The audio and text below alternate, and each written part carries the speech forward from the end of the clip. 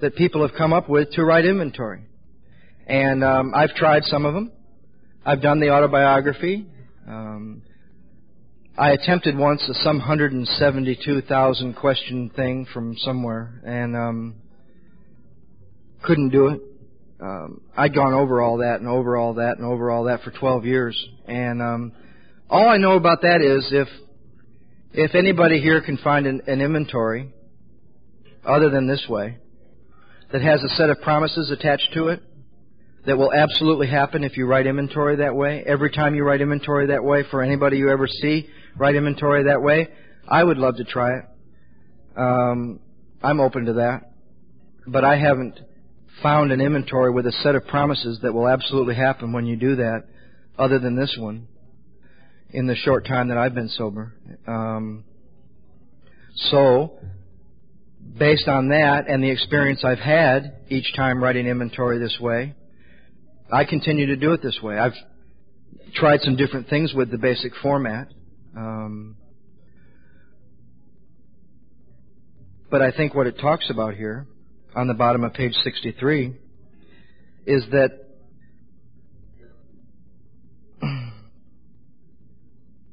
this decision that we just considered at the third step on the top of 64 is a vital and crucial step, but it could have little permanent effect unless at once followed by a strenuous effort to face and be rid of the things in myself which have been blocking me.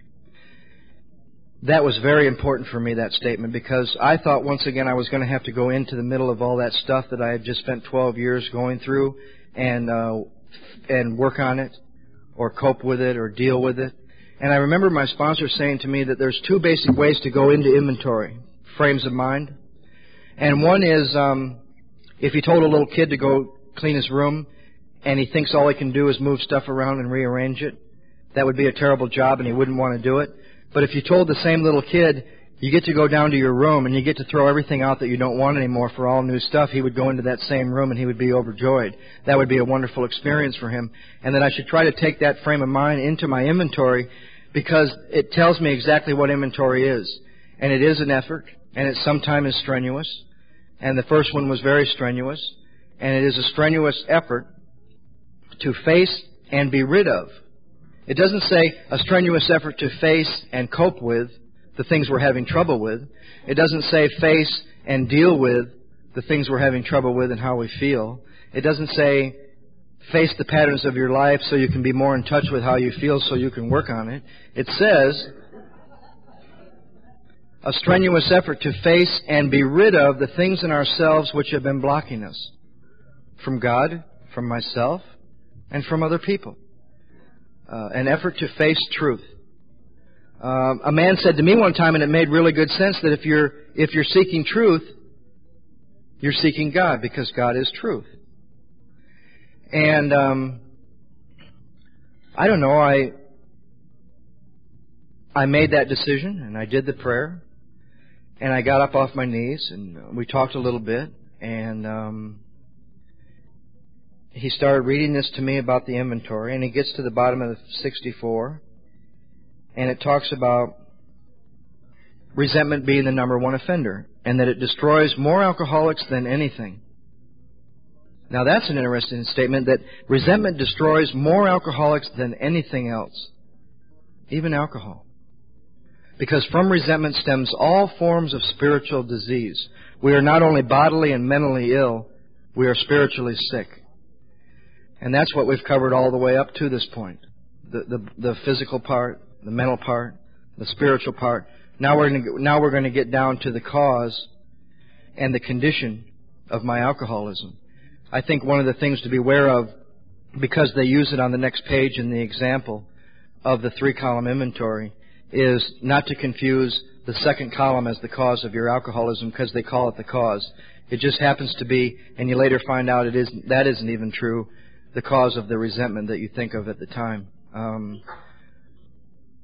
But I think in the middle of the 4th column, which we'll get to in a couple pages, which is not in the example, but it says should be put down in black and white, the root or the cause, and in the 3rd column, which they do give us an example, the condition of each area of my life and where these resentments have taken me. it was an interesting idea to me that resentment is a spiritual malady. I always thought resentment was an emotional problem or a mental problem because I feel it and I think about it. But to realize that a resentment is a spiritual malady that shuts me off from this power that I so desperately need was an interesting idea, which I found to be true in writing. And he gave me one instruction at a time. And it's still the way I like to do it, because to try to do all 4 columns with a name that comes takes me into 4 different frames of mind. So he gave me one instruction at a time. And it said, in dealing with resentments, we set them on paper. We listed people, institutions, and principles with whom we were angry. And I was instructed to go home, and I started using the 3rd step prayer in the morning and at night. And I came up with a little prayer to help me with inventory. Please help me face and be rid of the things that are blocking me from you. And each time I would sit, I would try to get centered. And I literally started to experience another type of prayer. And I literally started to experience the list, my resentment list, my first column, coming from a place other than my head. I thought I was going to have to go back through my life and think up everybody that I was ever mad at or resentful of. And as I started practicing what I had done at the 3rd step of going to a quiet place within and saying my 3rd step prayer, I started to notice a prayer that was coming from here. And it would scare me a little bit, and I would play with it once in a while, and I would say a few words of the 3rd step prayer, and then I would think a few words, and then I would get quiet, and I would go to that place, and I would hear the words coming from here. And I started to experience a type of prayer that I had never experienced before. And Don told me that I could begin to use that practice of getting centered and going to that place to watch for the difference between when my list was coming from that place or when it was coming from my head. And for a period of time, I think when you start inventory and you're working on this first column, I think it's a good time to carry a little pocket-size notebook. And I would carry this little spiral notebook, and if I was at work or in the car or having a meal or somewhere out of the house and a name would come, I'd put it in my little notebook and I would take it home and I would put it on my list. And sometimes I would start with my earliest memory, and I would just get centered and go to that place, and names that I hadn't thought of in a long time would come. And sometimes I would start with today and go back to my earliest memory. And I think people are simple. I believe in going with what comes, not to question it. We'll do that in the next column. I believe if a name comes, you think of it as a gift and just put it down. Don't think, well, how do I still feel? I don't feel that way about him anymore. I'm over that. Why did this name come? I believe if you're centered and you're in prayer and the name comes, put it on your list. And I think my first list was probably 300. I've seen people with less. I've seen people with a lot more. It's interesting to me that the more introverted people, I had a librarian once, and she does her life in her head. Humongous list. I mean, she would think herself above murder, but all she's done all her life is literally kill people here, just shut them out of her life. And they tend to think that the extroverted person who does it all out here is way beneath them, and they would never do anything like that, but they just do it all up here. They tend to get the big lists because their life has been in their head. And us guys that do all the extroverted stuff and punch you in the face and it's all right out here and boom, have the shorter lists with probably more harm. That's questionable too, though. And we think we're way above the passive little wimps that don't do much. And it's a funny thing to listen to when you're hearing fifth steps. The passive thinkers thinking they're way above the aggressive doers, and the aggressive doers thinking they're way above the passive thinkers. I believe just trust what comes. Institutions were a little complicated for me, and I just started some names. You know, there were drug programs that I'd been in, and alcohol programs, and parole, and probation, and some institutions were groups of people. Mexicans, and Polacks, and black people, and smart people, and dumb people, and beautiful people, and ignorant people, and bigots, and racists, and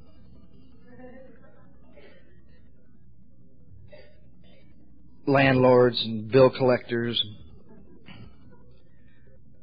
the institution of marriage, Principles I was even more confused about because I didn't get here with very many, and Don explained to me that principles were values and beliefs that I was raised with that I at some time resented, and values and beliefs that we're told in AA we need to live by to stay sober, which I think are real interesting now. I find that the longer people are around, the less people they have on their list and the more principles. And it's also interesting to me that every principle I've ever resented, if I look at the opposite of it and I'm honest with myself, I've also resented the opposite of it at some time. Love, when it starts to choke you or confine you or make you feel like you're suffocating, or hate, or truth, or lies, or honesty and dishonesty, and selfishness and unselfishness. All kinds of stuff came. And I just listed them, and I kept asking him, how will I know when I'm done? And as I said, in going through this every year since that first one, my inventories get shorter, and my amends list gets smaller. This last inventory that was about 40 pages took I sat down 3 times for 2 hours and it was done. The last 2 before that, I spent a little time each day for 5 days. So I'm not going back through that old stuff that I've gotten free of. There's new stuff that comes from the past. There's new stuff that comes from people I've written about before because I'm still involved with them. They're still in my life. But I kept asking him, how will I know when the list is done? And he just kept saying, you'll know when the list is done when you know the list is done. And one day I sat with it a few more times and nothing more came. And then there's really only one instruction for the second column, and that is to ask yourself why you were angry. And this is where I enjoy it. If I had this big list, let's say I have a list scattered on several pages, and then you don't need to worry about saving space or room or institutions in one column and principles and people in another. Just let it flow, and you'll know when it's done. I was told to take the first name off my list and put it on the left-hand side of a piece of paper and number it, and then just go next to it and letter them. When she did this, and when she did that, and when they didn't do this, and when they didn't do that, and just let that second column flow. I never saw this until not too long ago, but Bill actually gives us 2 ways to do the second column in his example. I happen to like the first one with Mr. Brown because he does each resentment one at a time. Pays attention to my wife, told my wife about my mistress, and might get my job at the office. So he's looking at 3 separate resentments. In the next example with Mrs. Jones, he kind of lumps them all together in one paragraph. She's a nut. She snubbed me. She committed her husband for drinking. He's my friend. She's a gossip. And he just does 1/3 column. I tend to like the first one, where I take one resentment at a time. He was 57 years old when I was born. I think what helps me with the second column, especially with the things I do with the third column now that are somewhat intense, I try to be specific without dragging it out. I don't need to put, when I was walking down the street on the 2nd of May in 1979, he came up to me on the corner of Hill and 2nd and punched me in the face. I just need to put down he punched me in the face, but I don't also want to be too general like he's a liar. I want to put what he lied to me about that made me mad. So I just let that flow. Some you only have one. Maybe all he ever did was steal $500 from you. Some, like the major people in your life, there could be A, B, C, D, there could be 20 or 30, like with mom or dad or sisters and brothers. I also believe in letting the second column just come. And I believe you can start to experience, if you're practicing going to a quiet place within, you can begin to experience when you're thinking it up and when it's coming to you as 2 different experiences. And I tend to, when I'm back in my head and I'm trying to think up, if it's there, it's there. I tend to feel it more flowing when they're coming to me. And I like to do all the second column for everybody, so I'm not changing my reference of thinking. So I like to do the second column for everybody. And that's where I get to bitch. That's where I get to take your inventory. That's where I get to continue to believe the lie. That's where I get to stay in the lie. That the reason for my resentment was because of what you did. But it's such a tricky process that it takes me to what I think is true and turns it into a lie, and what I think is a lie that I have any part in it turns into the truth.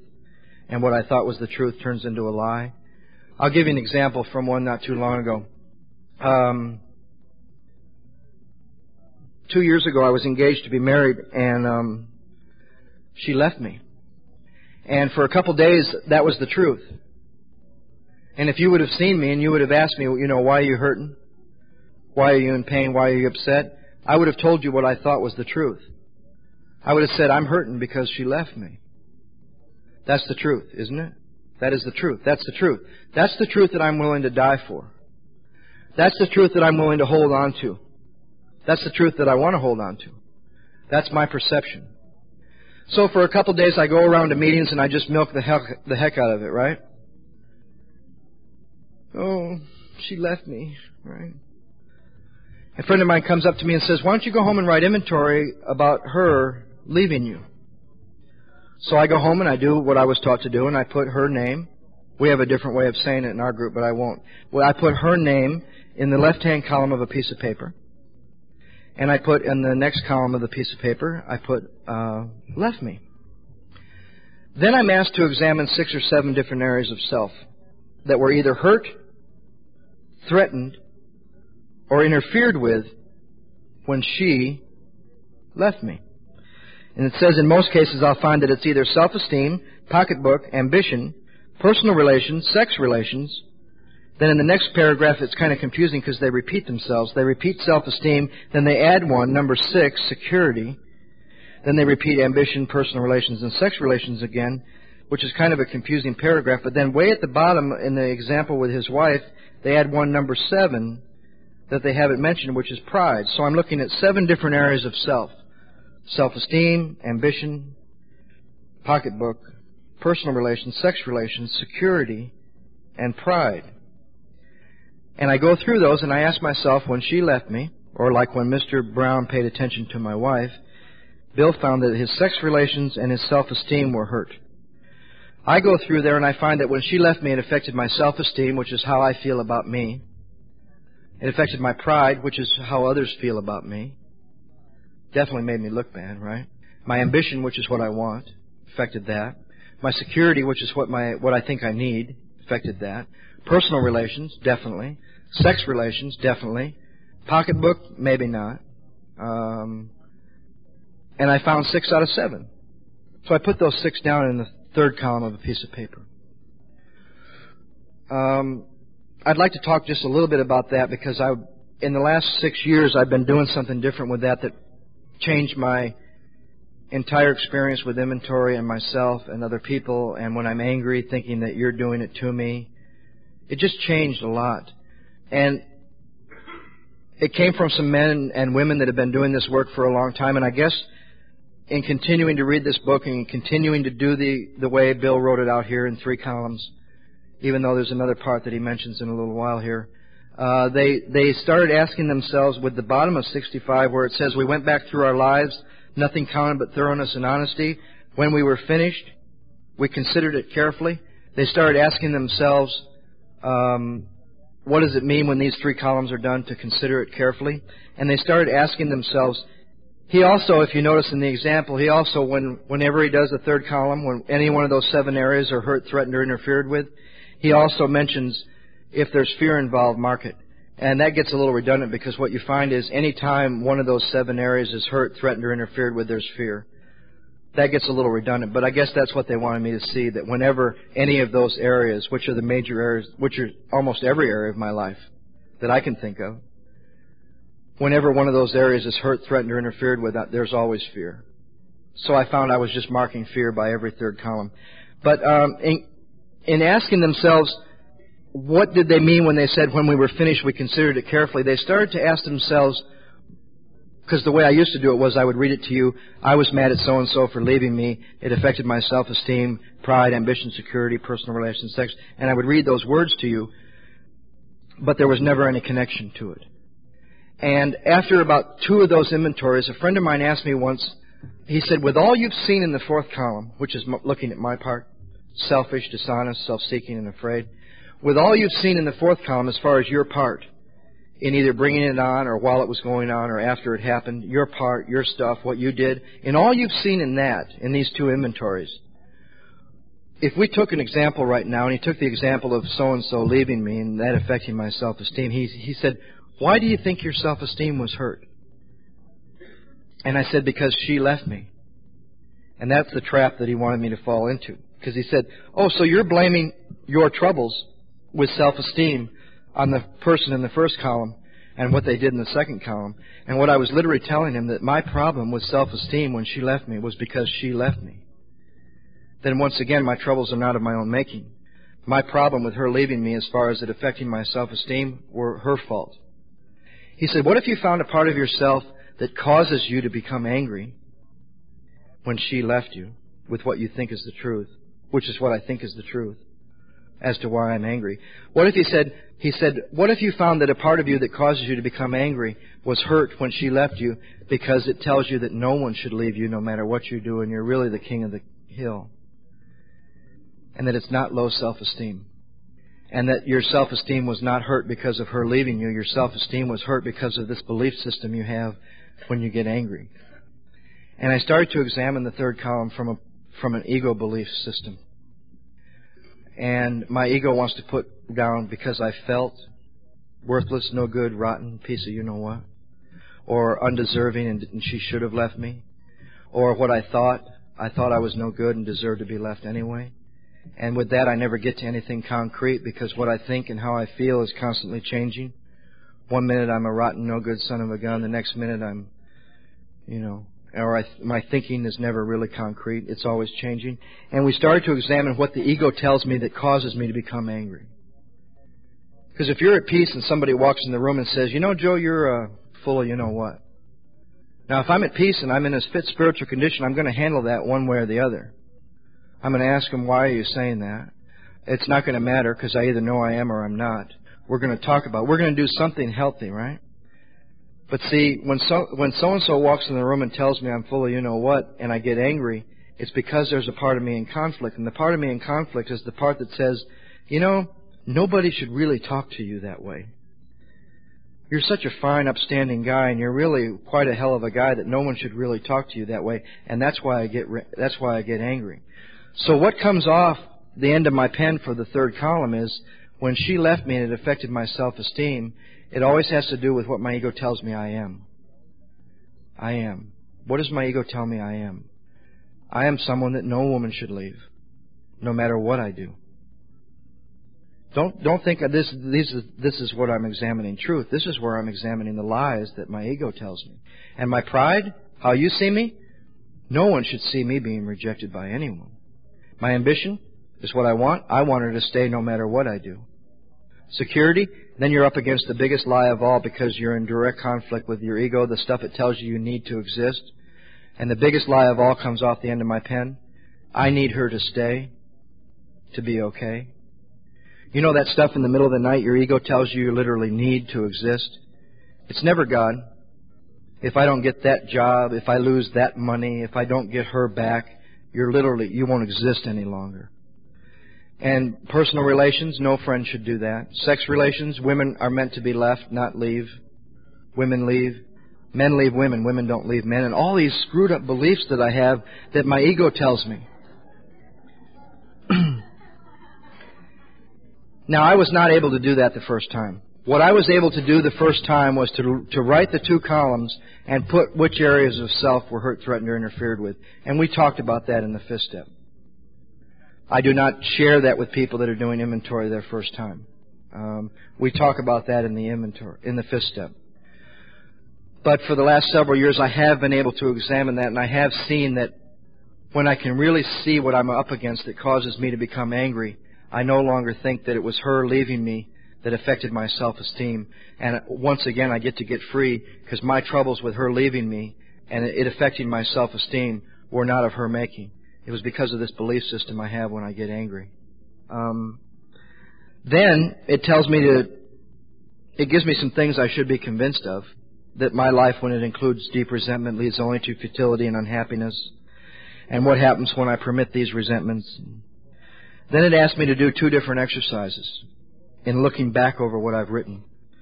One is kind of if I'm to be free of this anger, I turn back to what I've written and I try to look at it from another angle. and I try to take a kindly and tolerant view, and I try to see this as a sick person like myself. How can I be helpful? They give me a prayer. Some people do that for every resentment before they move into the fourth column. I tend to do this little prayerful exercise whenever I get to the fourth column and I can't see anything. I'm stuck. I try to do this little prayerful exercise. So they take me through that. Then they take me to going back to what I've written once again, putting out of my mind what they did. I resolutely look for my own mistakes, and I write out where was I selfish, dishonest, self-seeking, and my fears. And I find that I find those in the third column. My dishonesty, there's three types of dishonesty in my experience. There's the outright lies.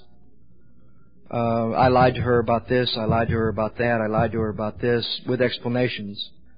I don't go along with the little check, fourth column checklist thing, because it gives me nothing for my fifth step and it gives me nothing to be clear on to make my amends. I think my book says that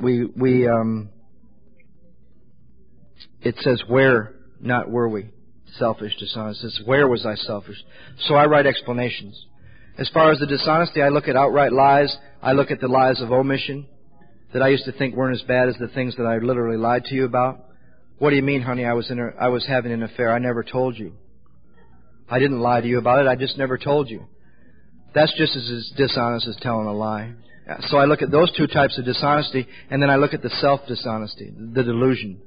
I thought I was so special she should never leave me. I thought that I needed her to be okay. I look at three types of dishonesty. As far as honesty, I think the best, from these inventories that I've written, the best definition of honesty for an alcoholic that I've ever heard is that I will do what I say I'll do. I will say what I will do, and I will do what I say I'm going to do. Because when I look at these inventories and where I cause harm, I've either not told them what I was going to do, or I have not done what I said I was going to do. So I think the best working definition for me has been that I will say to you what I am going to do, and I will do what I say I'm going to do. That works for me. So I'm exploring selfishness. It's what I wanted. I wanted her to stay. I only cared about how I felt. I only care about what I wanted. Things that I did that were selfish. And self-seeking, the things I was after. Some people ask the difference between selfish and self-seeking. I don't tend to try to figure out exactly where they belong under those two, but the best one I've ever heard is selfish is the stuff that I want to hold on to and not let anybody have, and the self-seeking are the things that I'm after that you have. But nowadays, I just try to get to, based on this resentment, what did I do? What did I do? Did I shun her? Did I scream at her? Did I punch her? Did I shut her out of my life? Did I, what did I try to get? What was I after? Then my dishonesty. And then I get to look at my fears. And I find my fears all the way through the third column and all the way through the first part of the fourth column that I've written. And they just come out real simple fears with no explanation.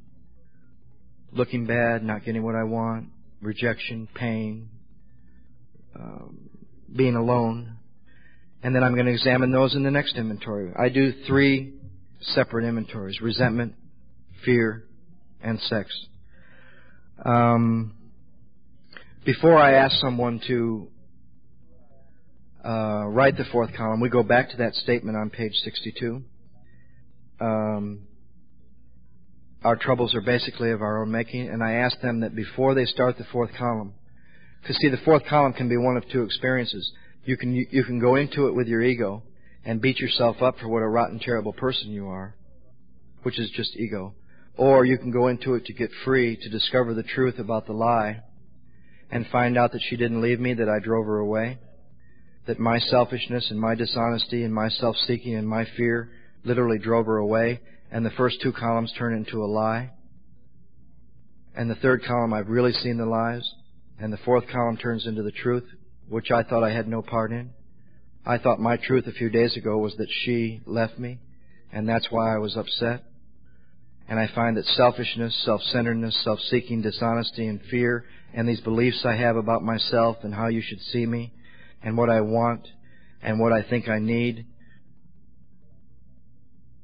were what drove her away.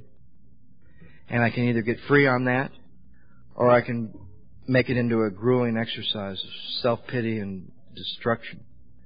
So what I ask people to do before they start the fourth column is to go back to that statement, our troubles are of our own making, and find the positive side to it before they start writing the fourth column. The negative side is, gee, look at what a rotten, terrible person I am. The positive side is, thank God this problem with her was of my own making, because she doesn't have to change, do a thing, come back, see the light, or anything for me to get free. It was my stuff. And if this stuff can be healed, she doesn't have to. I mean, if everyone in the first column of an inventory needs to do something for you to feel better and get free, you're really in trouble, if your troubles are not of your own making. And it's an amazing thing for me to be able to say to you that from my first inventory, that big inventory, I couldn't find one resentment in my entire life where I didn't play a part. So you always get the standard question. How do you take the blame, or how do you see your part when you were 5, 6, 7 years old with all these terrible things that happened to some of us? Well, you can't. But you can see what you did with it for the next 30 or 40 years. It's literally held you back from a lot of people. Now mine, I didn't have abuse or any of that stuff, but I had a resentment toward a father who was 57 years old to my earliest memory. So back to my earliest memory, I was able to see how I was playing God way before I ever took a drink. I thought I knew how old he should have been, what he should have been doing with me, how he should have been, and how selfish that was. And got to get free. And he'd been dead for 9 years. And all I did was follow through 5, 6, 7, 8, and 9 at his grave. Did the 9th step at his grave. And got free of a lot of blame and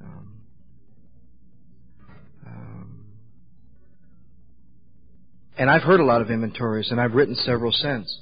I've yet to find one where somebody can come up with a resentment we can't find some of their part in this fourth column. But it's not to take and beat myself up with. It's to take and get free. It's for me to be able to be taken to a place where I can say, thank God. Thank God I had a part in this. Because I can get free now if this can be healed. They don't have to do a thing. She didn't have to come back. She didn't have to beg for my forgiveness. She didn't have to change. And I got free. They talk about looking at the word fear marked by the third column for each resentment. And what this thing, this stuff, this fear does, touches about every aspect of my life. And if I've written out the third column, I see where fear permeates those 7 major areas of my life. Then they make an interesting statement about fear that I never understood. They say, didn't we ourselves set the ball rolling? We think fear ought to be classed with stealing. Now, I don't think they were writing this book for kleptomaniacs. I think they were writing this book for alcoholics. And for me, stealing is a conscious decision. A friend of mine says to me one time, is it possible that fear is a conscious decision? We'll come back to that in a minute. But what it tells me to do in the next paragraph is to review my fears thoroughly, and I find my fear list from my fourth column. I now use my third column to find those fears too, but I just want to look back through my resentment inventory, and I want to start to make a list of general fears and not repeat themselves. You're going to find rejection in almost every one of them, or pain, or feeling bad, or looking bad. I don't want to list those over and over. I just want to begin to make a general list of fears. I've never really found anybody with more than 100. There's only so many fears. And they're all through my resentment inventory. Some of them I had no resentment in connection with. So when I was done with that list and I'd gone through the whole resentment inventory, I said a prayer and I asked God to show me any fears that didn't make my resentment inventory, and a few more came out. Heights, snakes, bugs. And I started to work with this general list of fears. I was told to go back through it and cross off any repeats. You don't need to put rejection from mommy, rejection from daddy, rejection from my girlfriend. I'm just flat afraid of rejection. And I think my first one I had about, I had about as many as my last one. But what you find out is that there ain't as many as you think. Because what the next instruction is with this general list of fears, however many you have, is to ask yourself why. So it kind of turns into a 2-column inventory. And I don't go past the list until I'm done with the list. I take the first name of the first fear off the list, I put it on a piece of paper, and I ask myself why. Why am I really afraid of rejection? Well, if rejection felt good, I wouldn't be afraid of it. So the reason I'm really afraid of rejection is it's painful, makes me look bad, I'll be alone, and it just comes out to a real simple second column. And I do that for each of my fears. Then I was shown a very interesting thing. I was showed that what I thought, from all these fears I found through my resentment inventory, what I thought was about 50 fears, once I wrote the second column and looked back through the second column, it was really only about 10. So the fear inventory begins to turn into like a playoff chart from a tennis tournament or a basketball series, where you start with 36 teams and you end up with 4 or 5 or 6. And I looked through this second column and there's about 10 fears. I took those 10 and I wrote a second column on them, and I saw that from those 10 there was really only about 4. And I find that this big, huge mass of fear that I think I live with is really only about a couple things. And different people find their own truth in that. It usually has to do with, as far as I've been able to break it down, for me now sober, it usually has to do with relying on self or relying on God, or pain or pleasure, or failure or success. Whatever word you put on, it comes down to 2 basic things: whether to die an alcoholic death or to live on a spiritual basis. Every fear inventory I've ever written comes down to those 2 propositions, whatever names you put on them when you break these down. And it even says, isn't fear because self-reliance fails? And we went back to that question. Is it possible that fear is a conscious decision? And I say to myself, I have never chosen consciously to be afraid of these things on my list. I never made a conscious decision to be afraid of heights or snakes or looking bad. Or they say, well, is it possible there's one decision you've made on a regular basis that sets up every fear you've ever had? And that decision that I've made on a regular basis, that is a conscious decision most of the time, that sets up all my fears, is to rely on self. And I start to see that isn't my fear because self-reliance fails.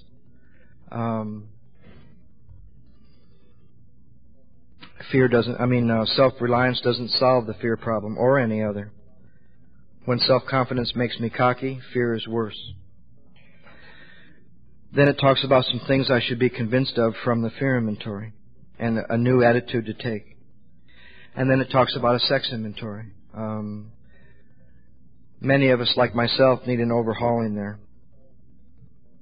We try to be sensible on this matter. It's easy to get way off track. One set of voices cry that sex is just the lust of our lower nature, the base necessity of procreation. Then we have the voice who cry for sex and more sex. We want to stay out of this. We don't want to be the arbitrator of anyone's sex conduct. We want to stay out of this controversy. We all have sex problems. We'd hardly be human if we didn't. I had a friend that used to say, they tell you, what is it they tell you not to do your first year? Don't get involved for your first year, but nobody knows if that works because no one's ever not done that.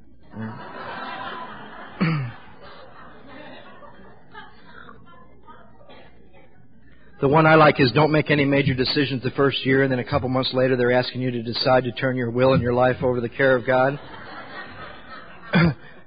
No big decision there, right? Or don't make any judgments, but stick with the winners, right? That's confusing. So as far as the instructions for the sex inventory, one says that we reviewed our conduct over the years. Now, I was told 2 different things about that. I was told, first of all, to make a list of relationships. I was told this inventory is not about sex per se. It is about motives in my relationships. There were one-night stands and people that I couldn't remember. But I tried to go back through my life, and I'm making another list. By the time you get through with the 8th step, you will be so tired of making lists. But you begin to trust that you know when those lists are done. And I would pray and I would get centered and names would start to come.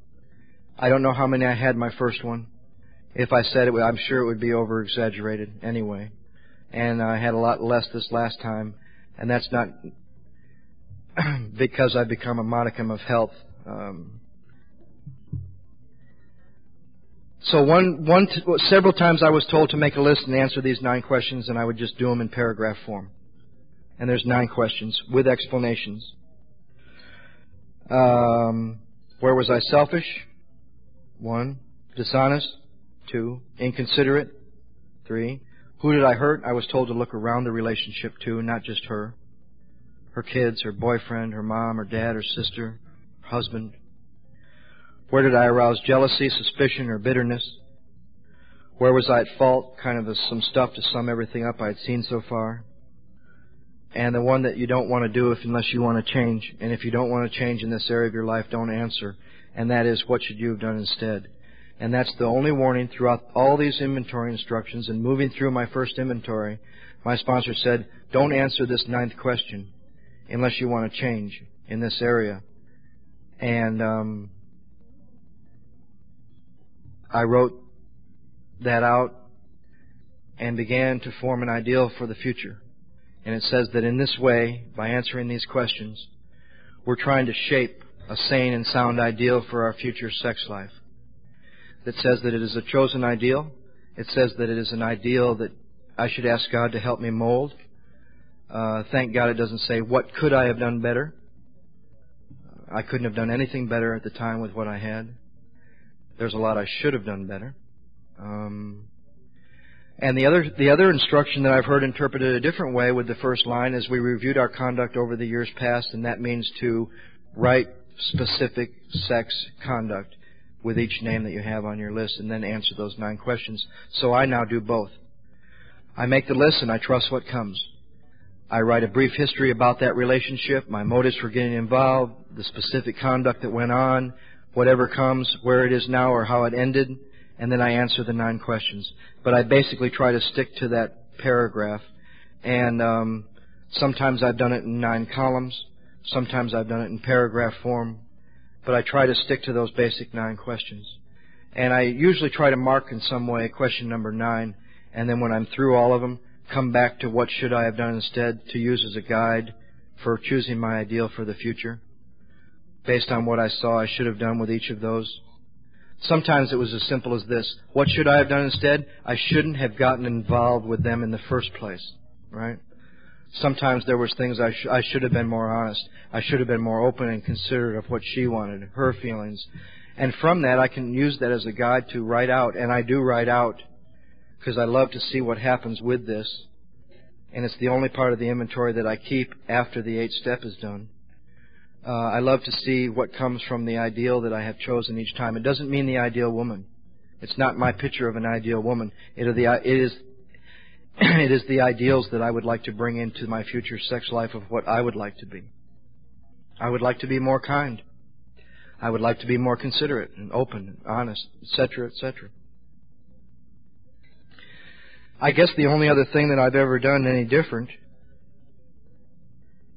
or that I've ever been asked to do once all 3 inventories were done and the sex ideal was written, was, and sometimes you find that after all this stuff is out and down in black and white, it's like layers of stuff.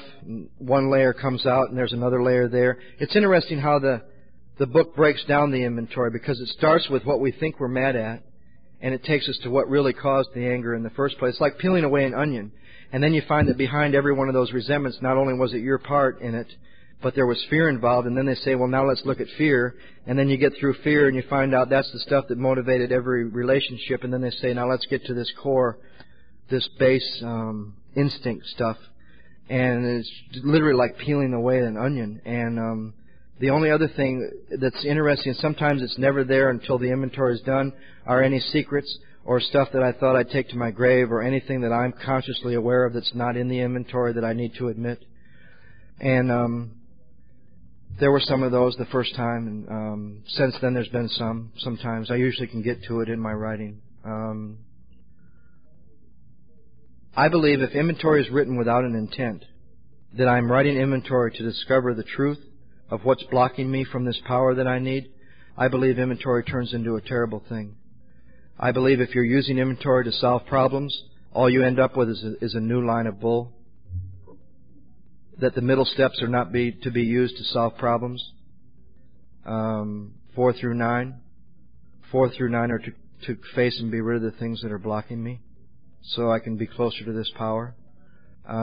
I've tried to write inventory to solve problems, and all I ended up with was a whole new belief system, whether it worked or it didn't. I also believe if you make this decision at the third step with any kind of sincerity at all, and don't start inventory, or start a little piece of inventory and then stop, you might as well have not started it at all, because you will literally watch the inventory go on in your life without you, just because you're not putting it down in black and white.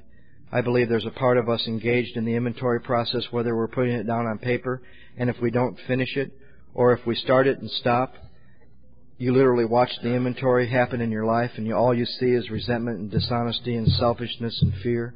I have seen people stop in the middle of inventory and become physically ill, seriously ill, drink. That's why I think it's so crucial at maybe around the third step, or even to give yourself the dignity at the very beginning to really decide, is this what you want to do, and decide into that, and then maybe reaffirm that before you take the third step. I would rather see someone not even begin inventory or make any kind of a third step decision than to get partway through it and stop. My first time, I got tired of doing little bits of it at a time, and finally took 3 weekends and stayed home and finished the 4th column and got through resentment and started to balk.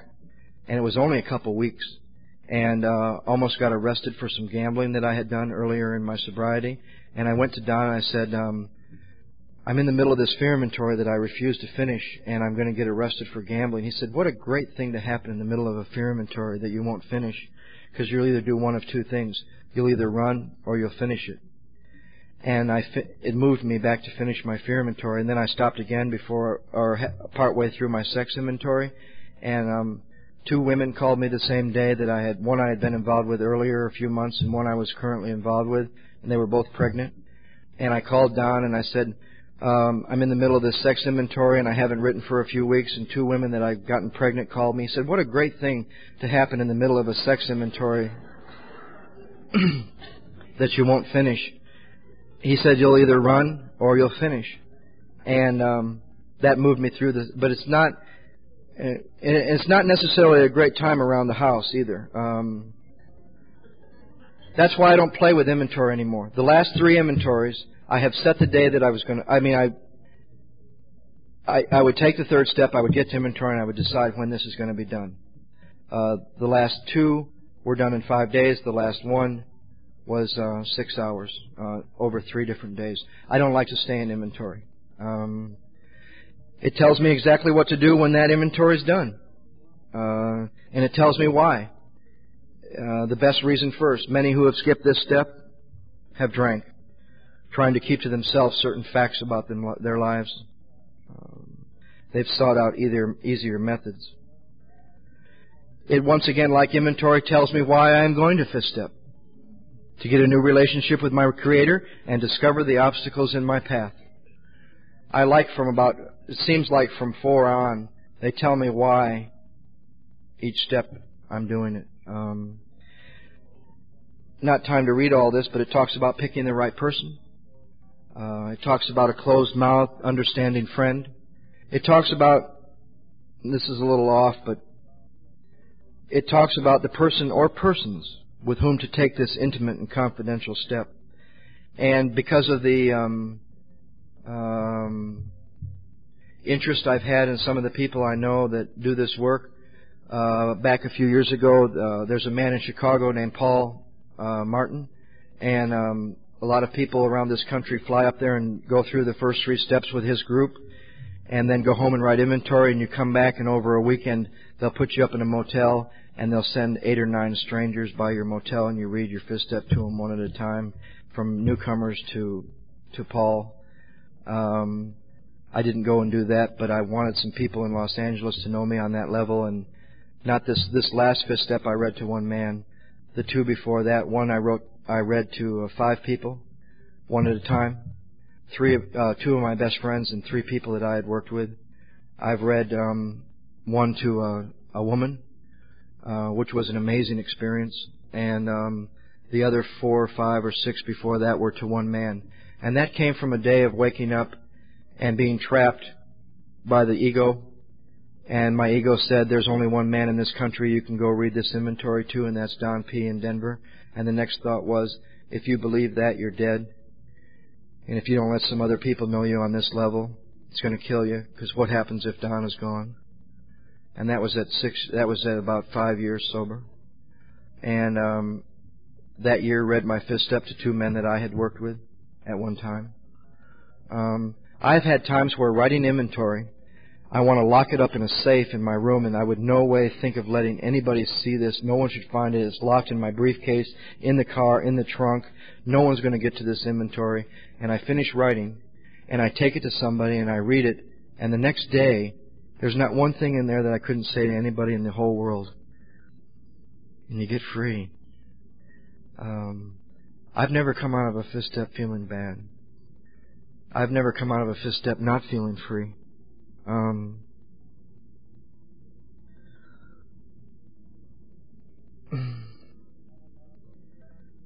Talks about when we decide who's going to hear this, we waste no time. We have a written inventory. We're prepared for a long time. We're prepared for a long talk. We explain to the person what we are about to do and why we have to do it, and he should realize that we are engaged upon a life and death errand. Most people approached in this way will be glad to help. They will be honored by our confidence. If you would have said to me that a year ago,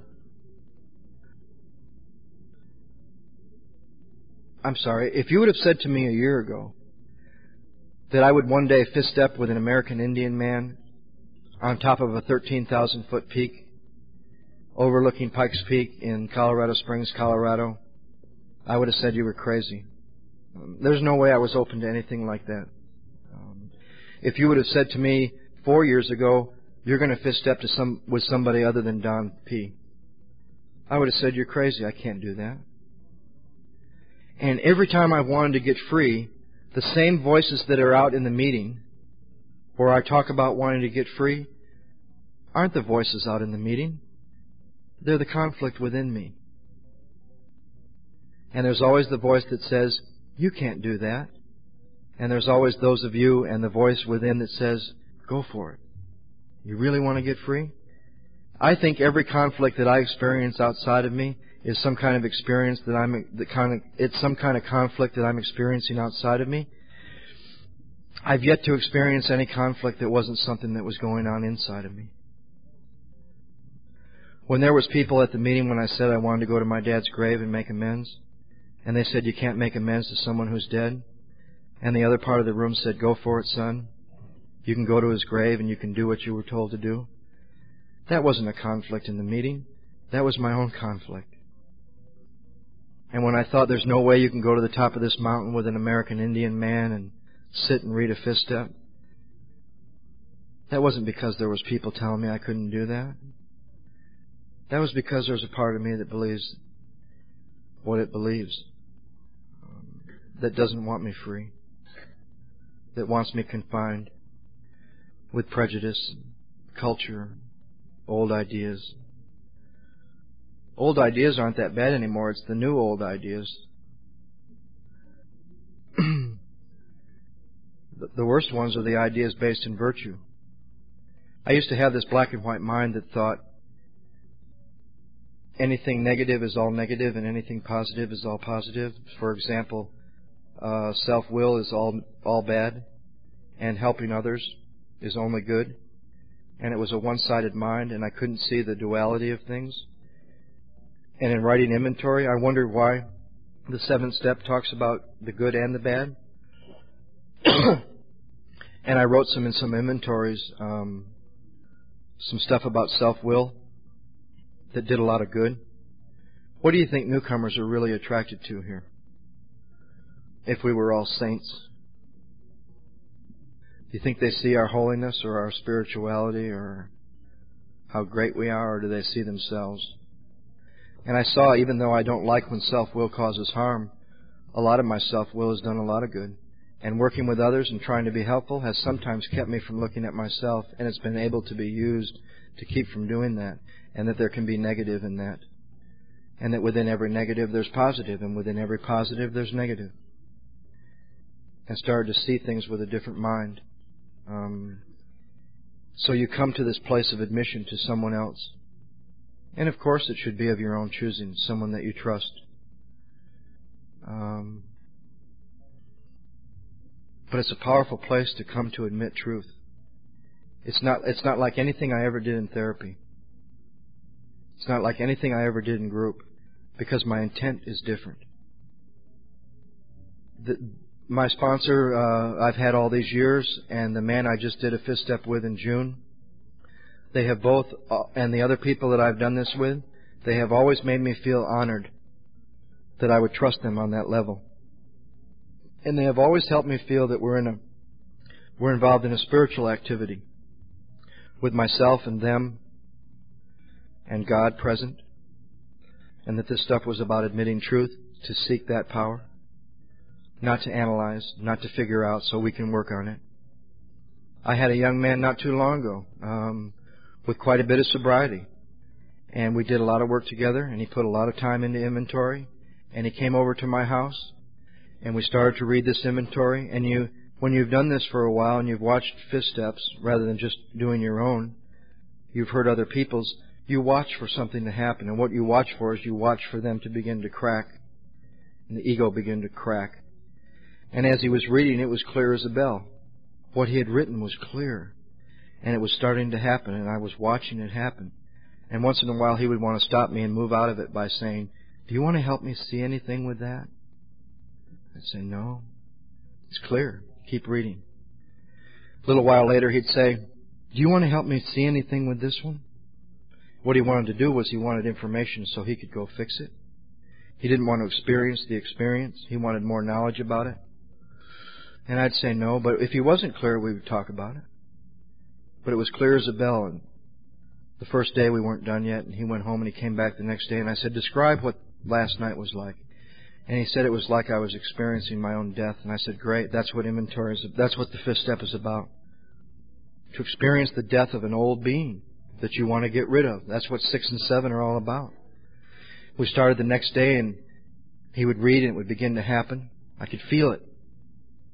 He'd say, "You want to help me see anything with this one?" "No." "How about this one?" "No." And I told him when we were done that what he wanted during that fifth step to keep away from seeing truth was information so he could go work on it. And that I wasn't going to do that for him. And I really thought something happened, because when he was asked this question at the end of the fifth step, "Have you withheld anything?" See, there's some more promises that can come true here. He said, "I haven't withheld a thing." Broke down a little bit, and there was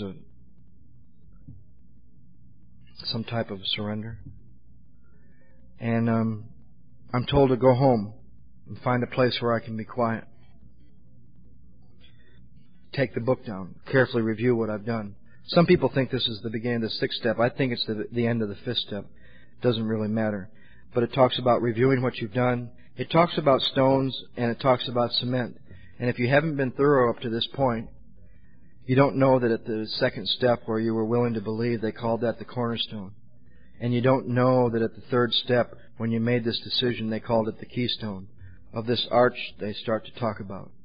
And you don't know that on page 17 they told you the two parts of the cement that bind us, the common peril and the common solution. And if you were to go home and just do this part from the book, and you got to, are the stones properly in place? Have you tried to make cement without sand? Have you tried to skimp on the mortar? You wouldn't know what these analogies are about, but it's about reviewing what you've covered so far. And this cornerstone of willingness, and this keystone of this third step decision.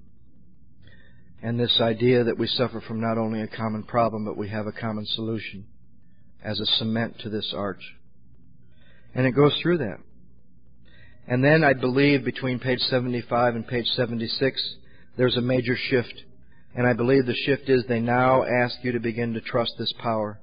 It's actually one of the promises back on 75 that you might have had certain spiritual beliefs, but now you begin to have a spiritual experience. And I think there's a shift from 75 to 76, where up to this point they've told you can't trust your own mind. Look what you do with your thinking. Now they ask you to start to trust that. To start to trust that you've been given something to move through this work that you've done. That there really is something there. Because they say, after doing that review, when you've answered to your own satisfaction, Trust that. And look at these 6-step questions.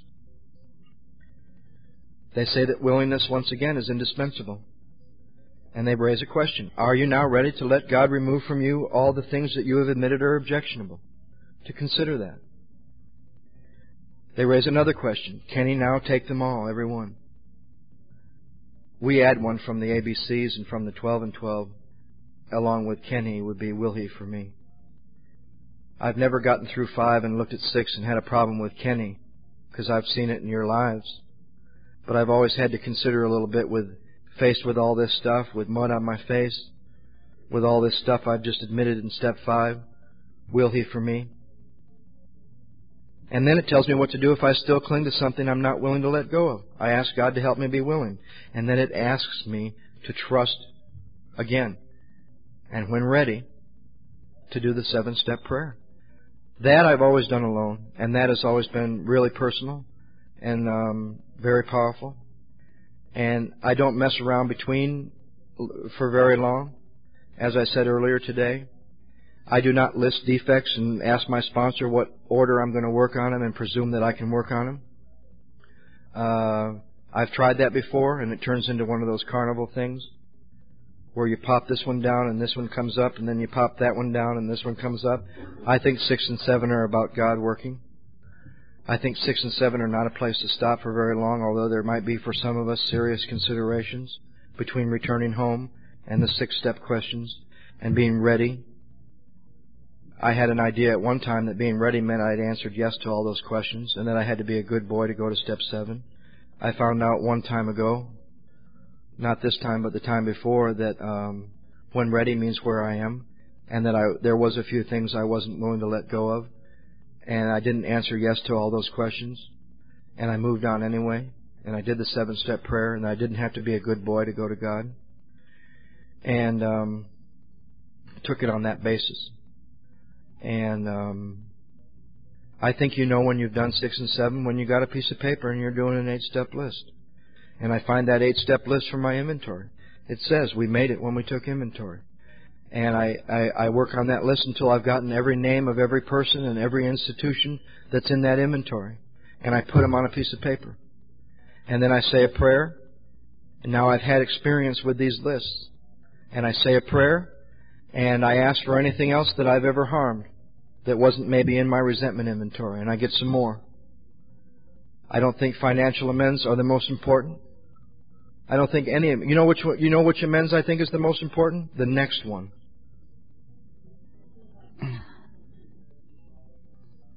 I mean, there's people I owed money that I didn't harm close to what I did to my family and some of my friends.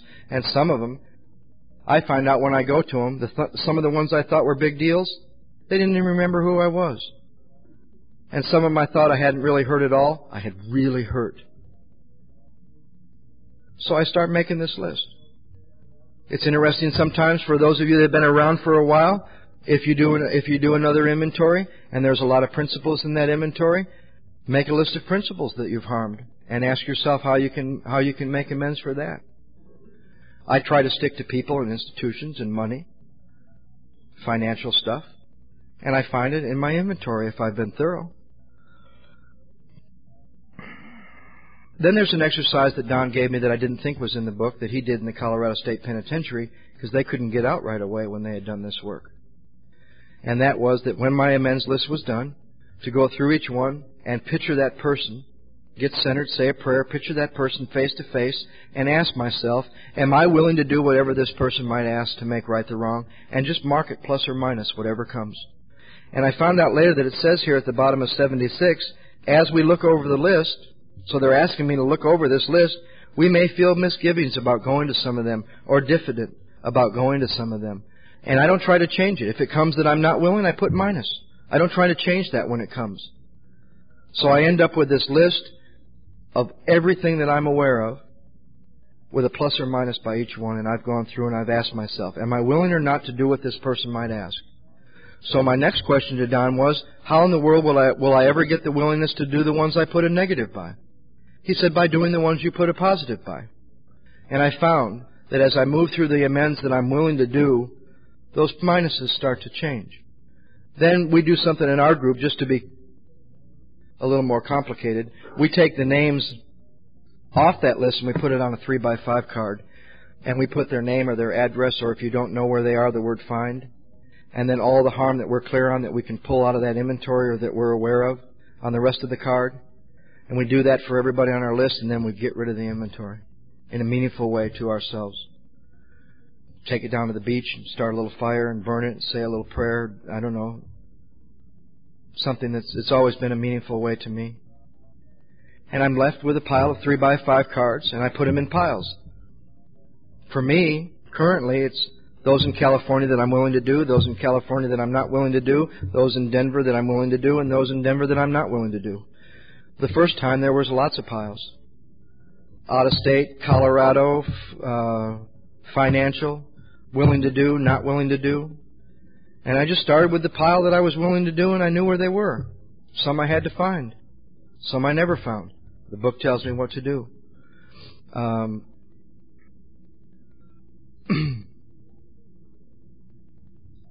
I think the freedom, I think there's more work in the 8th step with my sponsor than I did in the 5th. Because I go to him with these cards, or I go to him with this list, and we start to talk about how these should be done. And I say there should be a letter written. He said, you better go see him. I say, I think I need to go see him. Well, maybe a letter. And I trust, once again, I trust somebody else who's had experience with this work.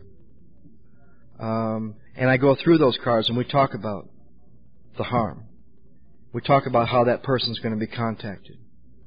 We talk about whether it should be face-to-face. My general rule is if they can be seen, it should be face-to-face. And I think a lot of freedom came from me. And my sponsor describes an experience in the Colorado State Penitentiary, finishing the work on the 8th step, literally being lifted up and set free before they even knew that he was and let him out. I think it's a big turning point because I've done all this private kind of with one other person work, and now the power is either there or it isn't to turn out to the world and go repair this stuff. Why don't we take a 15-minute break and come back? Thank you.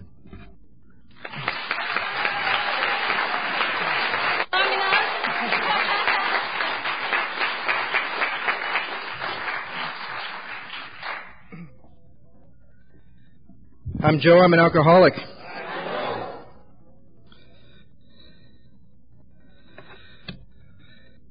I'd like to be down in the smoking room at a table with the smokers.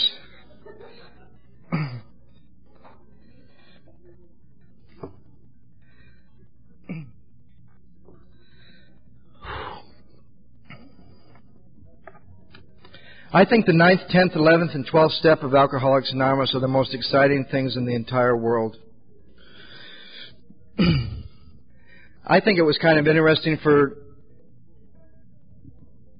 those of you that have been here since this morning that are aware of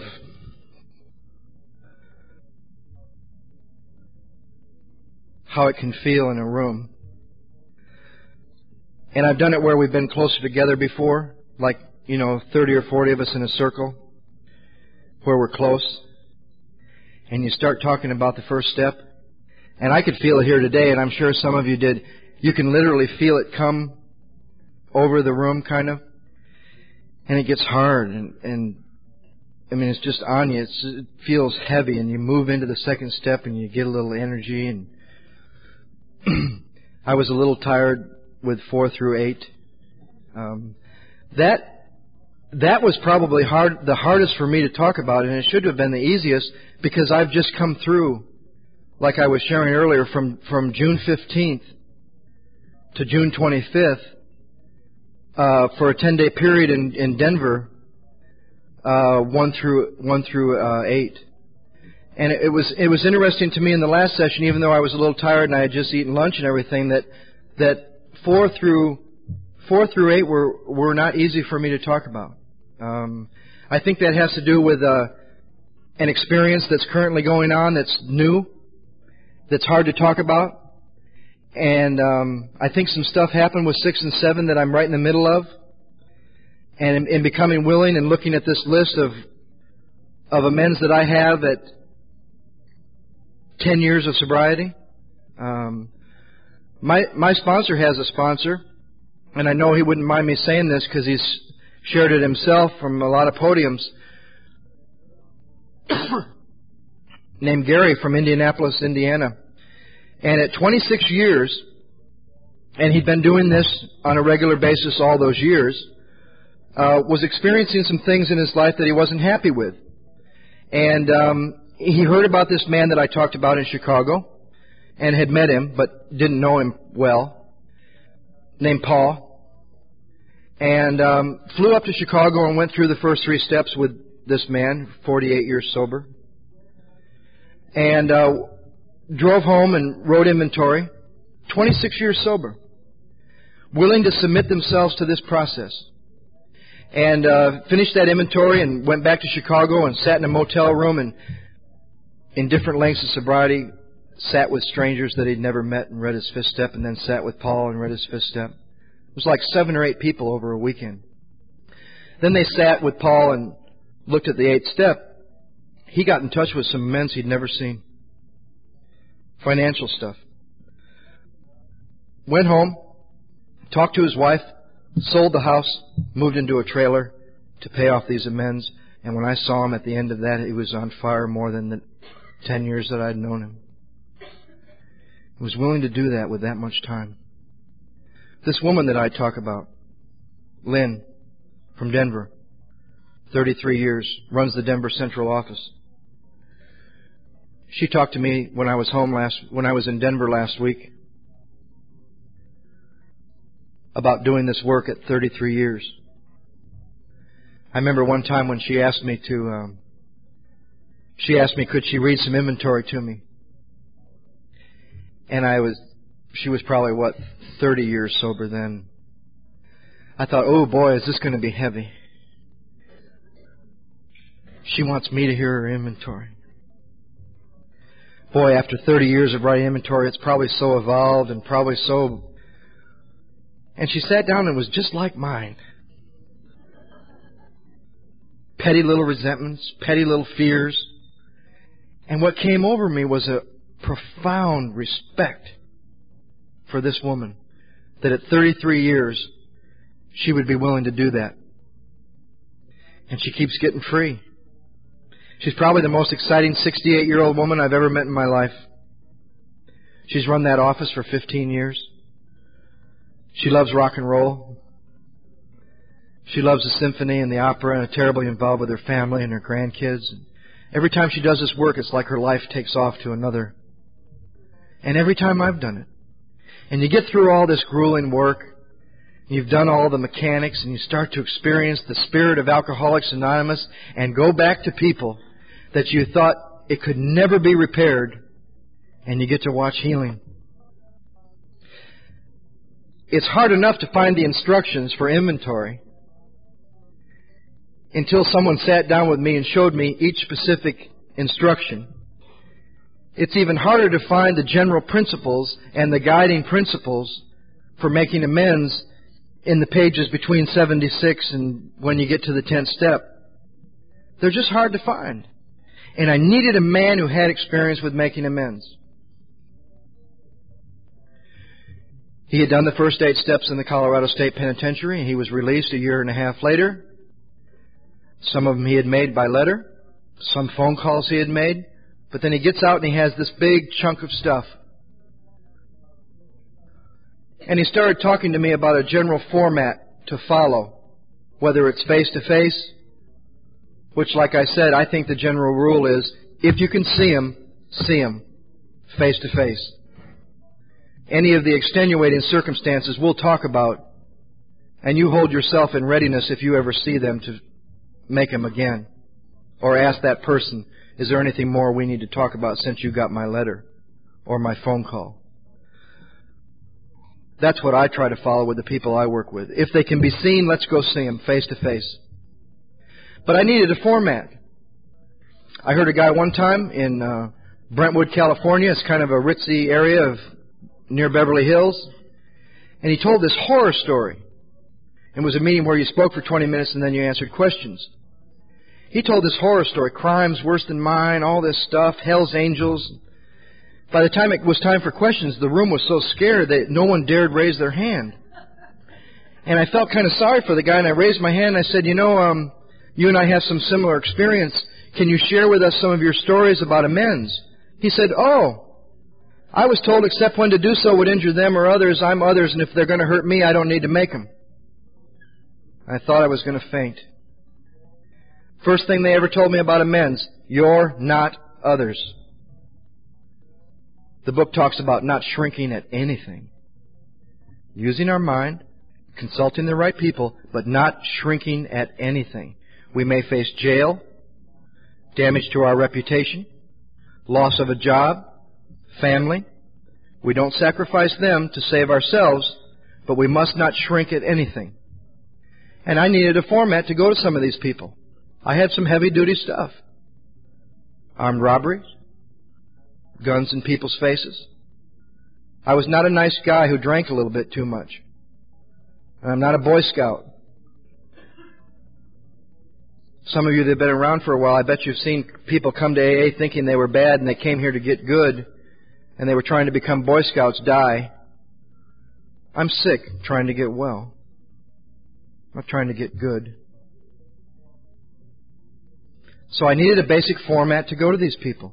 And I was given a basic 5-point format that still works for me today. And that format included in these pages, and we could pick each one of them out if we had time, as I've had to do as I've gone through this book. And they're all in here. It says that saying sorry is not enough. It will not fill the bill, and a remorseful mumbling that we're sorry will not fill the bill at all. I don't say I'm sorry. I tried that. One of the biggest mistakes I made in going through the steps, I think I was in inventory, and I had a brother near Denver that I had really harmed. So because of guilt, which is a terrible thing to go into amends, to go make amends with, because then it's just to serve yourself so you can feel better and get free of your guilt. I think forgiveness comes, and the freedom and the freeness from the guilt comes from 6, 7, and 8. You go to them free of that for the real reason to make amends that it's going to tell us about here in a minute. But I'm in the middle of this inventory and I'm experiencing some guilt, and I run down to Albuquerque, New Mexico to make amends to my brother, and I basically wanted to go through all the bad stuff I had done to him and say that I was sorry, and I did that in a half-assed way, and I said, I'm sorry, and he said, I know you are. You have been all your life. What are you going to do? I didn't know what in the world to say. I later had to go amends for trying to make amends. I do not use the word I'm sorry. So I was given a format. I was told to explain to the person why I'm there. Sometimes I say, I'm a member of Alcoholics Anonymous. Sometimes I say, I'm involved in a program of recovery from alcohol. Sometimes I say, it's very important that I do this so they understand why I'm there. Nothing more confusing to an ex-girlfriend than to call her up and say you want to clear some stuff up and she thinks you're coming over to get back together. Or a boss, ex-boss, wondering, why in the world does this idiot want to come see me? I like to let them know. It says that they should understand that I'm on a life and death errand and that it's very important to me, so I tell them why I'm there. Then I tell them all the harm that I'm clear on. Then I ask them, is there anything else that I ever did that I'm not aware of that we need to talk about? And they get their chance. Hopefully, that'll be the last time they'll ever get to do that. But if I'm free and I go with an undefended heart, with a spirit of forgiveness, I can do that. Because I'm going to get free. I'm going to be fit to be of maximum service to God and the people about me. The real purpose for amends. We're trying to put our lives in order, but this is not an end in itself. Our real purpose in making amends is to fit ourselves to be of maximum service to God and the people about us. So I explain to them why I'm there and the harm I'm clear on and ask them, is there any other? And then I ask the magic question of all. I'm sorry. I asked one before that. And before that I ask, do you need to tell me how any of that hurt you? because I am sometimes terribly insensitive, and the ones I thought I really hurt, they didn't remember. And the ones that I thought I barely hurt, I really hurt. So I asked them. And then I asked the magic question. What can I possibly do to make this right? Is there anything that you would have me do? Amends is about change. Some of the ones that come to mind are going to my dad's grave. My biggest, strongest, longest, oldest resentment. 30 years worth. I mean, I had resentments toward him 9 years after he died. New ones.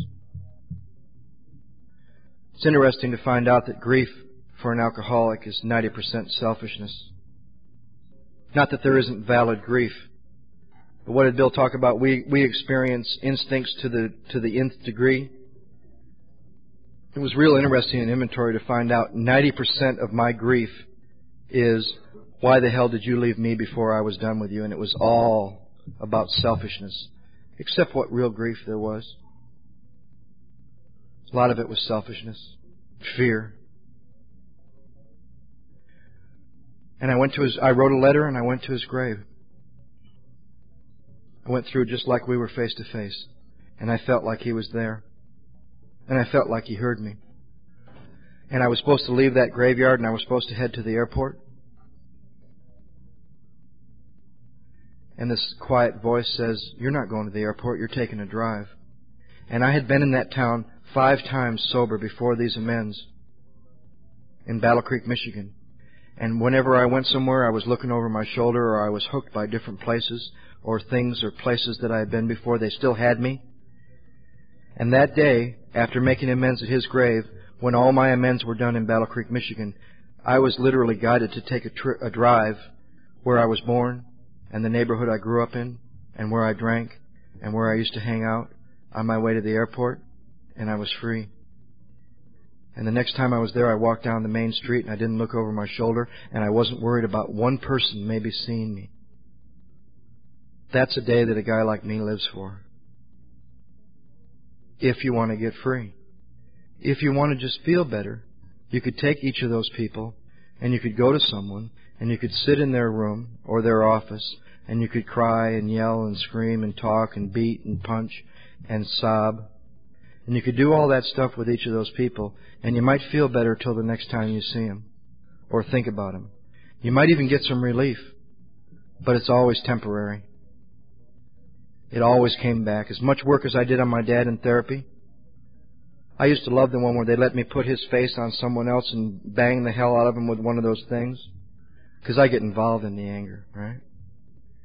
Walk out of the room feeling better. It was all just for me. It wasn't for anything else but for me to feel better, and it always went away. And it always came back. Since the day I left that graveyard, I have never experienced the feelings for him that I lived with for 30 years. Ever. That's the difference between relief and freedom.